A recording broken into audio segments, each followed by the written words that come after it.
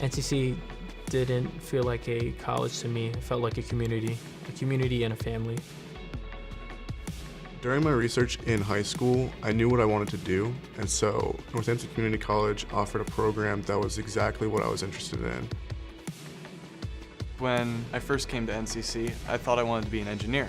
And after taking several of the courses leading up to the engineering program itself, I decided that I wanted to work with my hands more than work behind a desk. As soon as I came to NCC, they helped me find my path and my career, and wanted to explore if electronics was the best fit for me, and it turned out to be the best decision I ever made. Growing up, I was always into taking things apart and putting them back together. I was playing with Legos like every day. I always wanted to see how things worked on a deeper level and break them down for myself. I've gotten the privilege of working with the state-of-the-art equipment that we have over there. It's all top-of-the-line machinery. The lab itself is beautiful.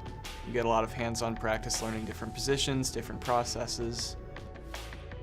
All the technical classes were hands-on, including like building circuitry, as well as working with machines that I would never be able to use elsewhere.